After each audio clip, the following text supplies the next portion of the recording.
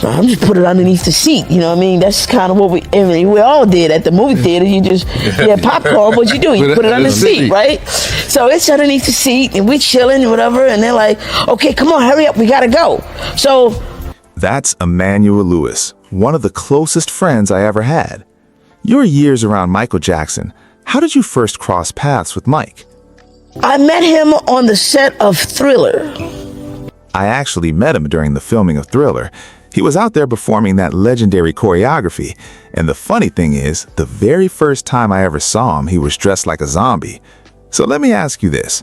Were you personally invited to the set since it was the Thriller shoot? Nah, it wasn't directly from him at first. Somebody else arranged it. People online keep saying Michael invited me himself, but that's completely made up. It wasn't by his invitation. It was some other people. They got it on the internet that he invited me. That's a bald-faced lie. I don't know why people make up lies. One of my friends at the time wanted to surprise me with something special. And remember, it was a work night, a school night too. So in my head, I'm thinking, no chance I'm going anywhere tonight. I had work the next morning, so I already considered the whole idea impossible. Then my mom suddenly said, "Yeah, we're going." I was shocked, like, wait, seriously? A school night and you're letting me go out? Hey, and you got me out tonight? Oh, this is gonna be good. Yeah. This is good. I don't know what it is, but it's gonna be good, right? Clearly she knew what it was, but I didn't know what it was. Whatever this is, it must be something huge. She clearly knew the plan already, but I had no clue what was waiting for me. So we drove out there, and when we got out of the car, my friend lifted me onto his shoulders.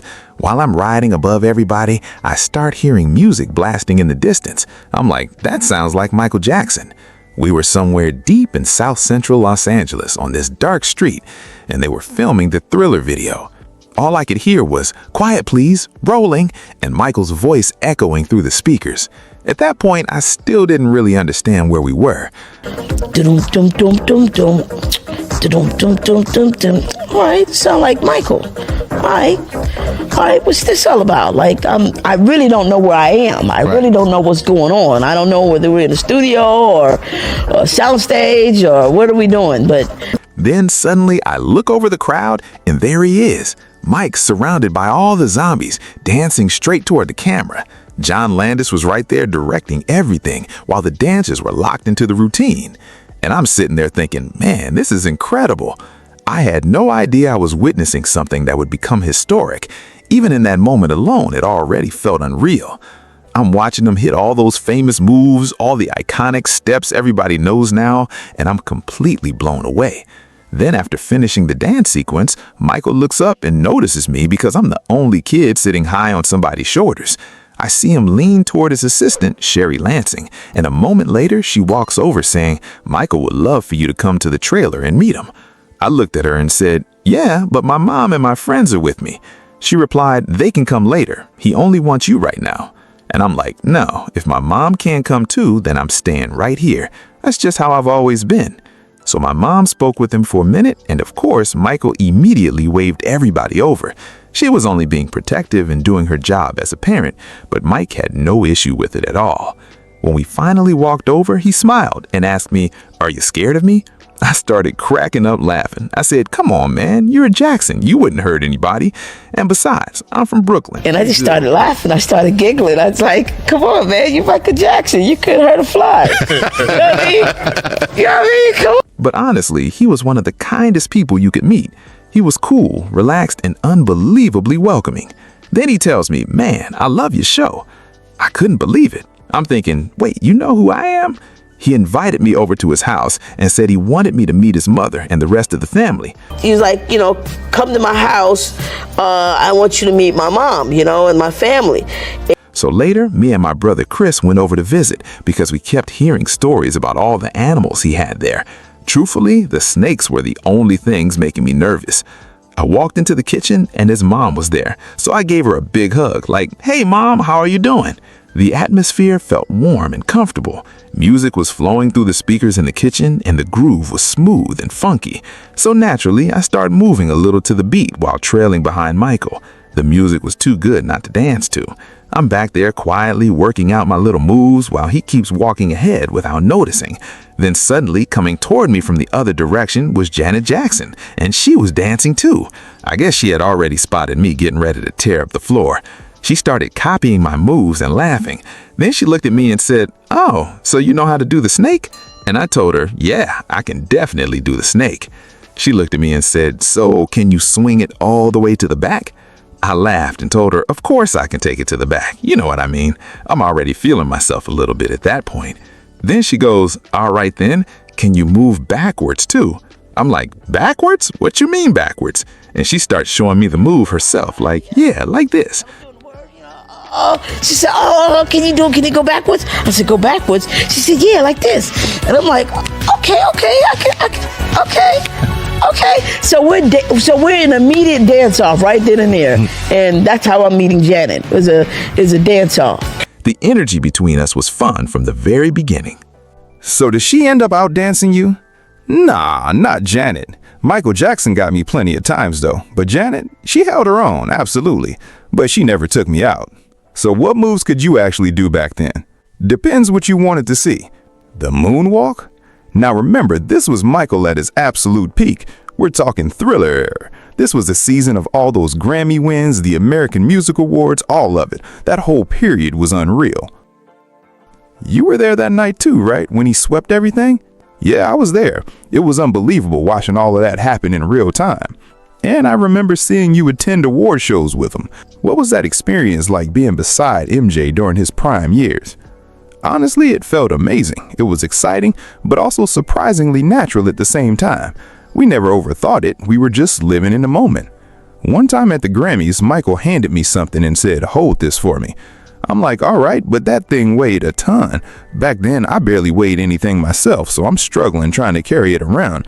Eventually, I just slid it underneath the seat like people do with popcorn at the movies. So we're sitting there chilling, enjoying the night, and then suddenly everybody starts rushing around saying, "Come on, let's go, we gotta leave."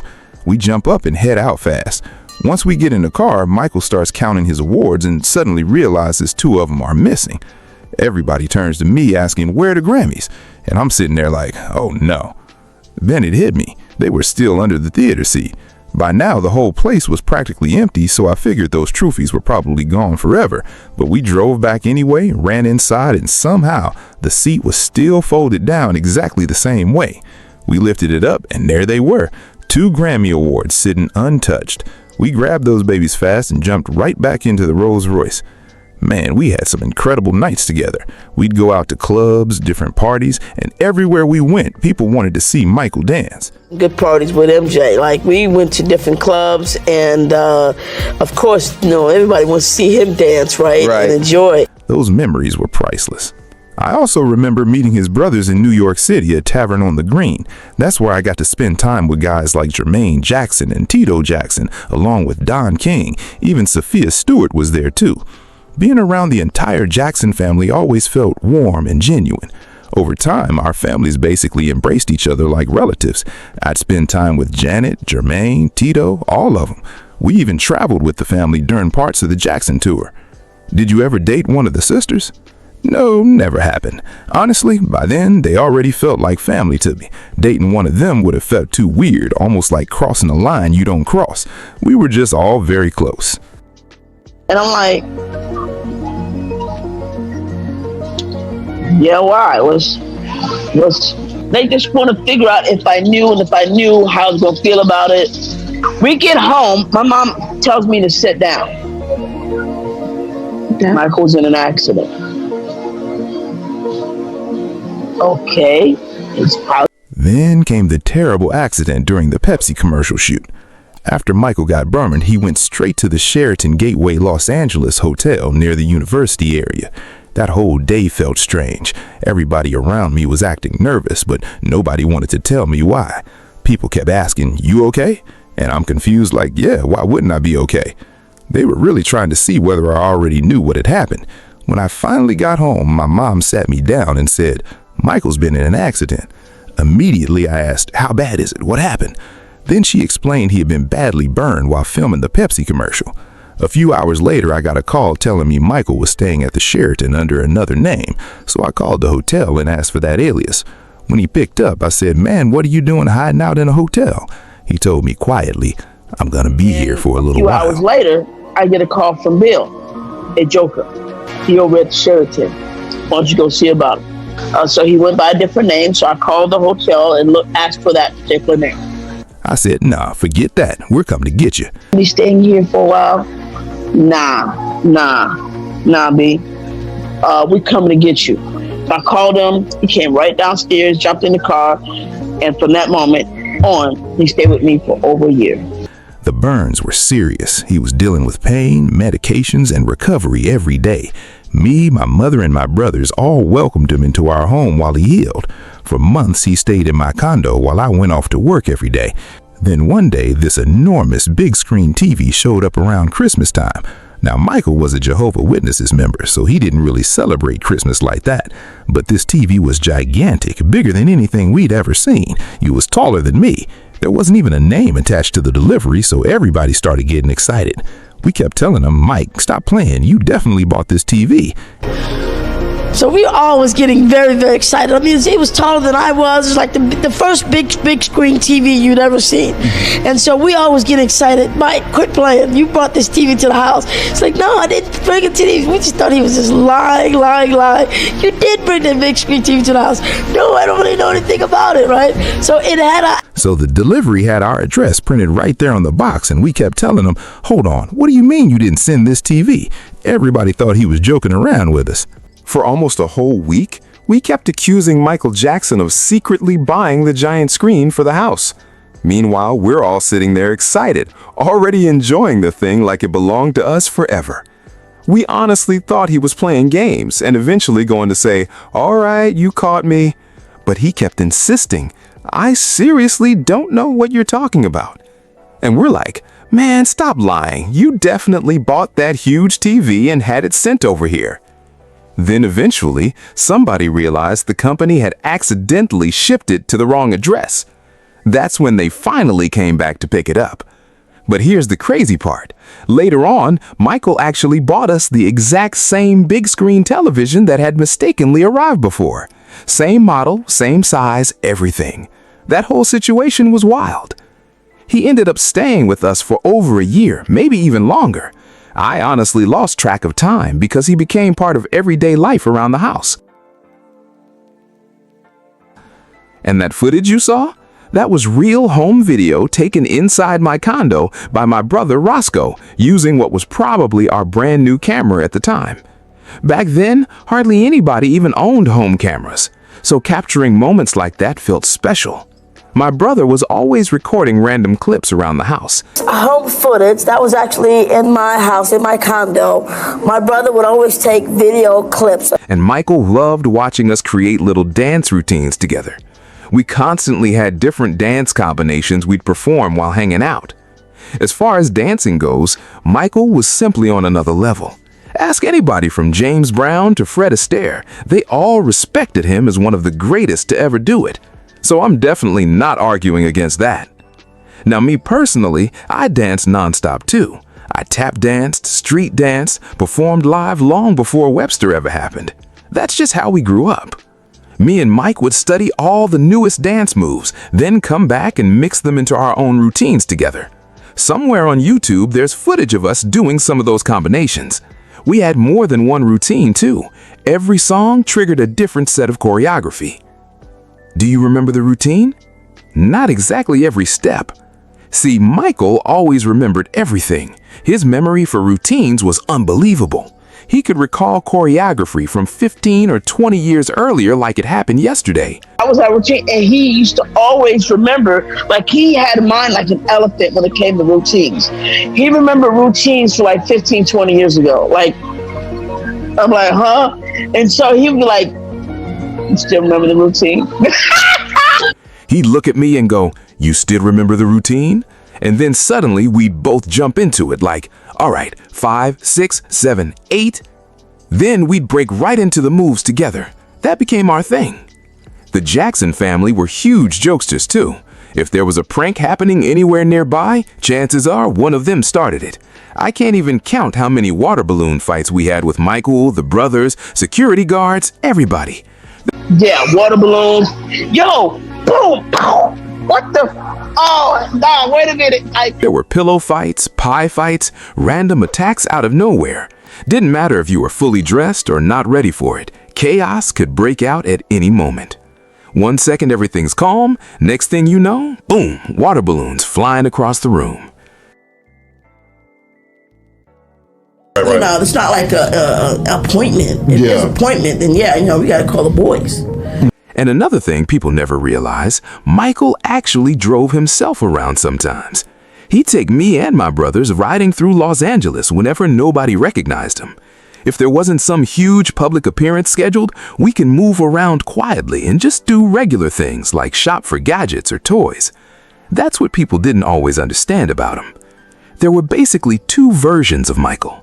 There was the gigantic global superstar everybody saw, the legendary icon, the megastar loved across the world. And then there was the other Michael, my big brother figure, the regular guy hanging out, laughing, talking, driving around, joking with us like family. That's the side I knew personally. We actually had so much in common too. He started performing when he was around 5 years old, and I got into the business young myself. He balanced music and acting, and I was doing the same thing. He came from a big family with siblings, so did I. He adored his mother, and I adored mine too. There were just so many similarities between us that the friendship felt natural from day one. What's fascinating is that people sometimes forget celebrities are still human beings at the end of the day. Me and Michael Jackson enjoyed regular stuff just like everybody else. Comedy, movies, dancing, joking around, all of it. Even though he grew up in Indiana and I came from Brooklyn. Similar upbringing in certain ways. He's from Indiana, I'm from Brooklyn, and you know, it was really cool. We actually shared a lot of similarities in the way we were raised. That's probably why our friendship clicked so naturally. But moving around with somebody at Michael's level, man, that was a whole different experience. Everywhere we went, people were screaming, fainting, losing their minds. And honestly, I thought some of it was hilarious. I know Michael used to laugh about it sometimes too. Part of me believes he'd secretly wonder how many people are gonna pass out today. But the difference is, he was genuinely sensitive about fans. If somebody fainted, he'd immediately get worried, like, are they okay? Should we go back? You know. Let me see how many I can make pass out today. He was so sensitive that he would be concerned. I hope they're okay. They're gonna be all right, aren't they? Should we turn around? No, we ain't turning around. You about to get mugged. You about to get all of us mugged. Brooklyn. They be all right. They're gonna be all right. They with friends. They with folk. You know what I mean? They ain't by themselves. They're gonna be all right. You keep it moving because you gonna make it worse. I tell them they came with friends. They're not alone. They'll recover. Keep moving before this whole thing turns into a chaos. Because when you're hanging around a king of pop, normal public outings don't really exist anymore. We got kicked out of malls, movie theaters, stores, everywhere. Once crowds recognized him, it was over. So would Michael go out wearing disguises, or would he just walk in as himself? Oh, he definitely wore disguises, and some of them were absolutely hilarious to me. At first, he'd throw on a mask, some corduroys, a fedora, white socks, and penny loafers. And I look at him thinking, you seriously believe nobody's gonna recognize you? I'm like, Mike, a 5-year-old could identify you dressed like that. Who walks around in summertime wearing a fedora, a mask, bright white socks, and loafers? Come on now. But later on, he started getting really creative with it. He had fake teeth, wigs, old man disguises, young girl disguises, fake eyelashes, mustaches, beards, all kinds of stuff. Eventually, he connected with professional makeup people who helped him create all these different identities so he could move around unnoticed for a little while. But being at the height of your career while Michael was at the height of his, that was surreal. That kind of experience gives you a reality check real fast. Because when you're around him privately, he felt like a regular guy. We'd be joking, hanging out, talking about random things like food or movies. Then suddenly he'd roll the window down, and the second fans noticed him, boom, instant global icon mode. The screaming would start immediately. Then he'd roll the window back up like nothing happened and casually ask, so, what are we eating today? One second is absolute hysteria outside the car. The next second, he's asking if we should go to McDonald's for fries. Streets. Yeah. And it then becomes the icon. And then he closed the window. I'm like, oh, what we eating today? Right? And so it's feeling like, it's crazy. Can I drive you to McDonald's? Yeah. Okay. And what you gonna eat? Well, they got fries. Okay. All right, let's go. Like, I remember coming in and Mike was working on I remember walking in one day while he was working on those massive business deals involving music publishing and catalog ownership. He had people on speakerphone discussing numbers and contracts, all focused on protecting legacy and ownership for the future. That side of Michael impressed me just as much as the performer. Being around somebody that dedicated to perfection was inspiring. He cared deeply about every detail. And honestly, there were so many sides to him that most people never got to see. There was the shy Michael, the spiritual Michael, the businessman, the prankster, the humanitarian. There's so many different aspects of Michael. I mean, there's the shy Michael, there's the religious Michael, there's he's given more to people in the side of the non-profit world than any entertainer in the history of entertainment. People don't even realize how much he gave to charities and non-profit causes throughout his life. His generosity behind the scenes was enormous. Do you remember the final time you saw him? Yeah, I saw him during rehearsals for the This Is It shows.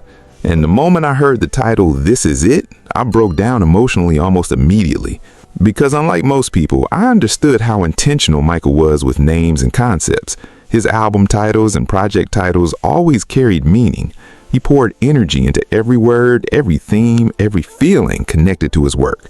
So when I heard that title, something inside me just dropped. I remember thinking, oh no, this feels different.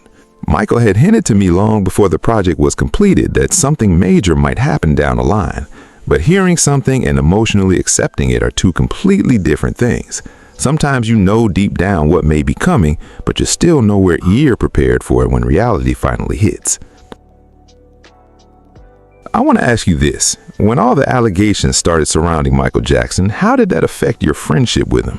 And how was he handling everything emotionally during that period? Honestly, he was devastated. What hurt him most was the fact that the accusations centered around children, because kids meant everything to him. I mean, something that is like near and dear, performing for the kids. Performing for them, entertaining them, giving them joy, that came from a very personal place inside him. So to watch something he genuinely loved get twisted into something dark was crushing for him. Imagine loving kids because you never really had a proper childhood yourself, and then suddenly that same love gets weaponized against you. That's part of why me and Michael related to each other so much. We both entered the entertainment world at very young ages. My childhood was different from most kids too, and Michael started even earlier than mine. In many ways, he was probably the biggest childlike adult I ever met, and I mean that in the purest way possible. I always compare him to Walt Disney sometimes. People call Michael strange for loving amusement parks, toys, fantasy, and imagination, but Walt Disney built an entire empire around cartoon characters and magical worlds. He created Mickey Mouse, Donald Duck, and all these fantasy experiences people celebrate to this day. So if someone couldn't understand where Michael's inspiration came from, then maybe they never truly understood him at all. Watching him go through those accusations was painful because I knew his heart. I knew the kind of person he was. And from everything I ever experienced personally, I never saw anything close to what people were claiming. Then came interviews and documentaries where reporters kept trying to push people into saying something negative. You're talking about the documentary from Martin Bashir? Yeah, they constantly tried to pressure me into implying something inappropriate happened. It always felt like they wanted to force words into my mouth or create some sensational story. But our experiences with Michael were always full of laughter, jokes, dancing, family moments, and genuine friendship. Most people never got to see that side of him. We stayed close for years, and when those documentaries came out, I defended him publicly because I was speaking from my own lived experience. Still believing nonsense, and the truth is finally out. So imagine being accused of something. There's just something, you know, our generation and our people understand. Being accused of something, and how do you even prove you're innocent of something you're completely not guilty of? I kept saying, just because accusations exist doesn't automatically make them true. Michael wasn't only a friend to me, he became part of my entire family. We shared some of the best moments of our lives together. When everything started escalating legally, I told him, if there's anything I can do to help, let me know. I even offered to come support him in court if needed.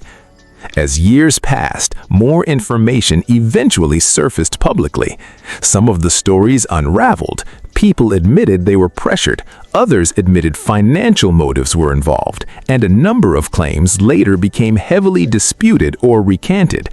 But by then, so much damage had already been done.